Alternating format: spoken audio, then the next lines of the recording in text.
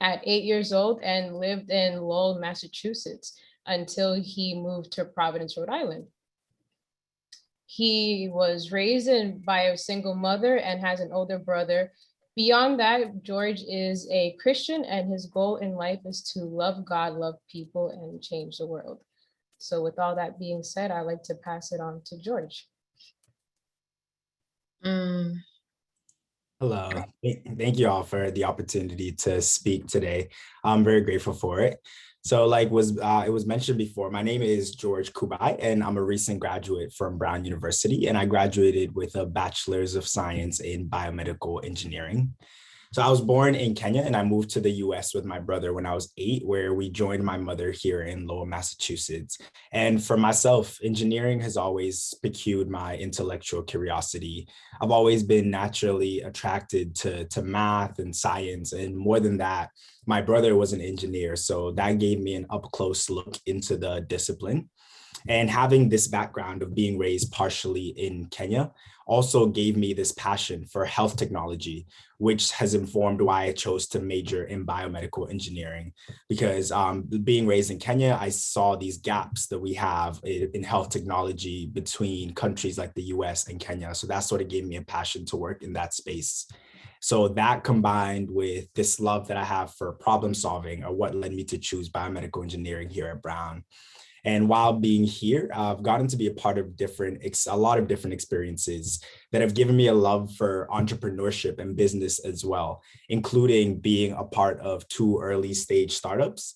And so though here at Brown, I've majored in biomedical engineering, all of my different experiences sort of opened my eyes to the different paths that I could take with a degree in biomedical engineering that would allow me to work at the intersection of all these areas of interest that I have that include engineering, health technology, entrepreneurship and business, and problem solving.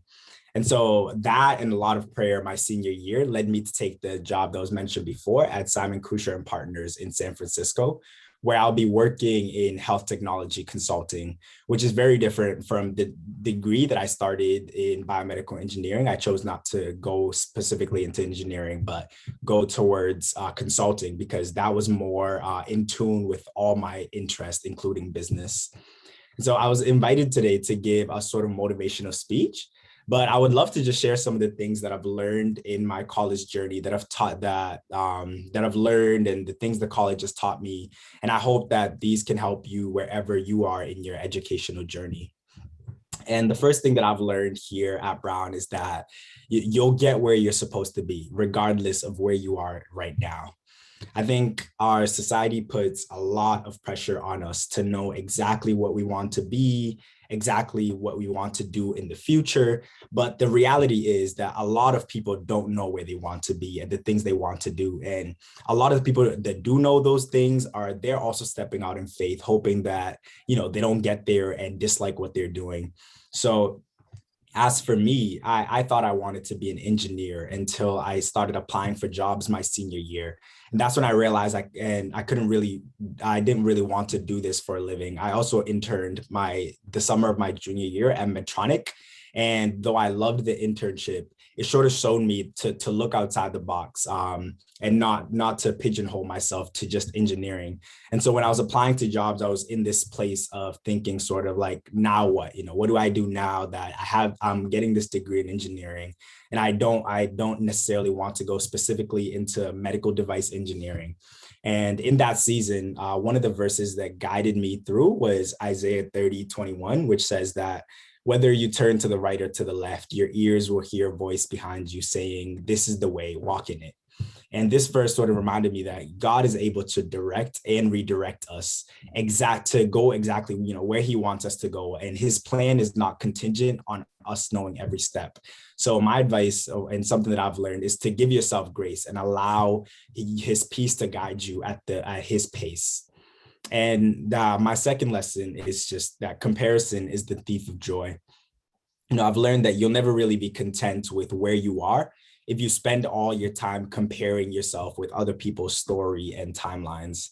One thing that I determined while I was here in college for myself is that I would rather be where God wants me to be and be behind in the world, in the eyes of the world, then be ahead in the eyes of the world, but walking outside of God's will for my life.